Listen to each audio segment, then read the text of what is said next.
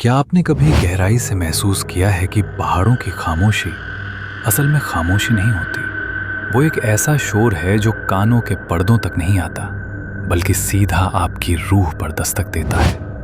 और आपके चारों तरफ सिर्फ ठंडी हवा की एक अजीब सी सरसराहट बजती है। तब अचानक लगता है जैसे पूरी कायनात ने आपको अकेला छोड़ दिया हो। लेकिन सच तो ये है कि पहाड़ों में कोई भी कभी अकेला नहीं होता, क्योंकि यहाँ अकेलापन भी किसी अदृश्य साए की तरह आपके साथ साथ चलता है। यहाँ जब आप रुकते हैं तो सिर्फ आपके कदम नहीं रुकते, यहाँ आसपास की हर खामोशी आपकी तरफ मुड़कर देखने लगती है। यहाँ हवा का हर झोंका सिर्फ जिस्म को ठिठुराने वाली ठंड नहीं लाता, कभी कभी वो किसी सदियों पुराने दफन राज की सरगोशी भी साथ लाता है। और जो लोग बड़े यकीन से कहते हैं कि पहाड़ों में सुकून मिलता है, वो शायद यहाँ सिर्फ दिन के उजाले में आए होंगे, क्योंकि रात के पहर में पहाड़ सुकून नहीं देते। रात में पहाड़ बेरहमी से याद दिलाते हैं कि एक इंसान कितना अकेला और कितना मजबूर है। दो चेहरों वाला शहर मसूरी, दिन के उजाले में हंसती मुस्कुराती पहाड़ों की रानी। सुबह के वक्त मॉल रोड पर वो सैलानियों की बेतहाशा भीड़ और चहल पहल, कैफे के कोनों से आती ताज़ा कॉफ़ी और गर्म पकौड़ों की सौंधी खुशबू, पर्यटकों के ठहाके। दिन में मसूरी आपको अपनाती है, आपको बाहों में भरती है, लेकिन रात में यही मसूरी आपको परखती है।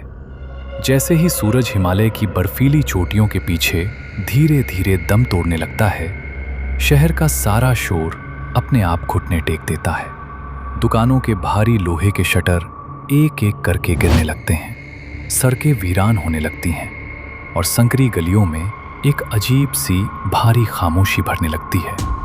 ये वही खामोशी होती है जिसमें आपको अपने ही कदमों की आवाज़ अचानक बहुत तेज़ और डरावनी लगने लगती है।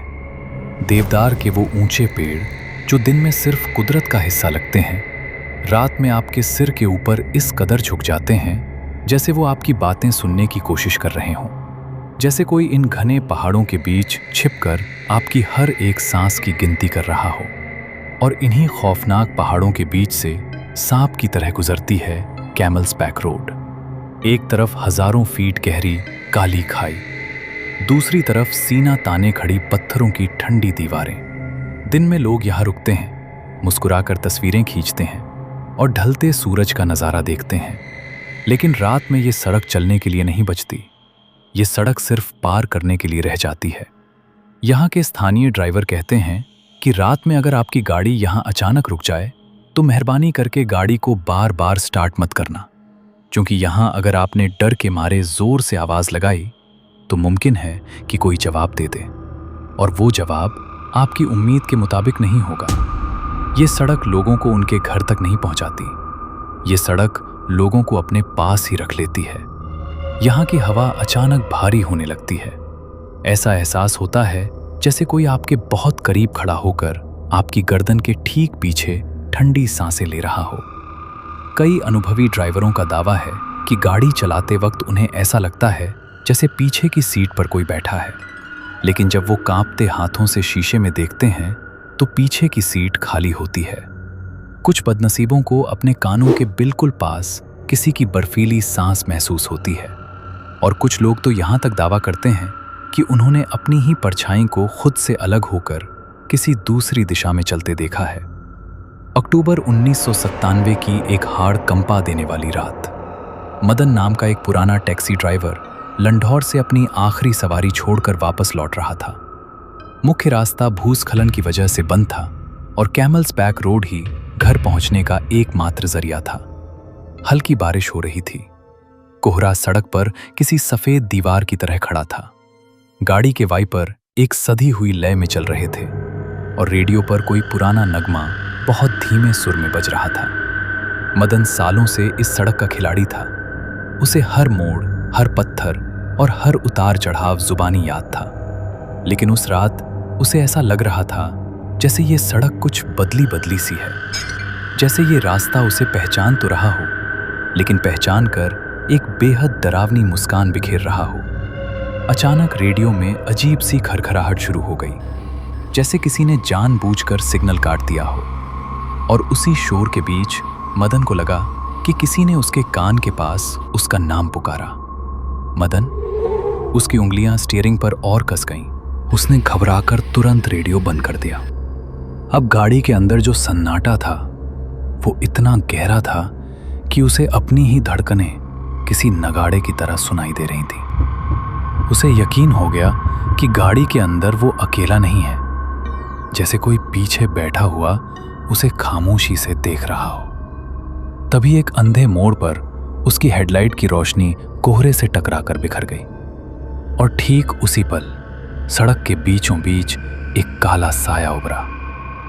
वो हिल नहीं रहा था, न आगे बढ़ रहा था न पीछे हट रहा था, बस मदन की तरफ देख रहा था। मदन ने कांपते हुए गाड़ी धीमी की और हिम्मत जुटाकर शीशा नीचे किया।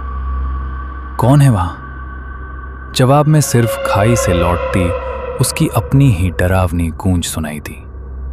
उसने टॉर्च जलाई और उसकी रोशनी उस साए पर डाली और उसी पल मदन की सांस गले में ही अटक गई। उस साए का कोई चेहरा ही नहीं था। जहां आंखें होनी चाहिए थीं, वहां सिर्फ गहरा अंधेरा था। जहां मुंह होना चाहिए था, वहां खाल की एक सपाट डरावनी चादर थी। हवा अचानक और भी ठंडी हो गई। मदन की अपनी सांसें धुएं की तरह बाहर दिखने लगीं। और तभी गाड़ी की पिछली सीट से एक हल्की सी आवाज आई, जैसे किसी ने धीरे से अपना वजन बदला हो। मदन ने पीछे मुड़कर नहीं देखा।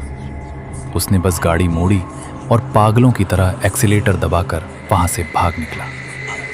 उस काली रात के बाद मदन ने फिर कभी स्टीयरिंग नहीं थामा। वो आज भी आधी रात को चीख कर रुक जाता है। उसकी आंखों में वही सड़क, वही मोड़ और वही बिना चेहरे वाला साया आज भी घूमता रहता है। लेकिन मदन की कहानी इस सड़क का आखिरी हिस्सा नहीं थी। जो भी रात में सड़क पर अकेला निकला, वो अपने साथ कुछ न कुछ डरावना लेकर वापस आया। कभी रूहानी डर, कभी एक अजीब सी खामोशी और कभी ये एहसास कि कोई अदृश्य चीज उसके पीछे अब भी चल रही है। आज भी सूरज ढलने के बाद कोई भी स्थानीय ड्राइवर इस सड़क पर रुकना पसंद नहीं करता। अगर हेडलाइट की रोशनी में कुछ अजीब दिख भी जाए तो वे नजरें नीची रखते हैं, क्योंकि बुजुर्गों का कहना है कि अगर आपने उस साए की आंखों में झांक लिया तो वो फिर कभी आपका पीछा नहीं छोड़ेगा। वो आपके साथ चलने लगेगा, आपके वजूद तक। तो अगली बार अगर आप रात में कैमल्स पैक रोड से गुजरें और आपको महसूस हो कि आपकी अपनी परछाई आपसे अलग होकर चल रही है, तो पीछे मुड़कर बिल्कुल मत देखिएगा, बस चलते रहिएगा। क्योंकि कुछ रास्ते सिर्फ मंजिल तक नहीं ले जाते, कुछ रास्ते आपको अपने ही अंधेरे में हमेशा के लिए दफन कर लेते हैं।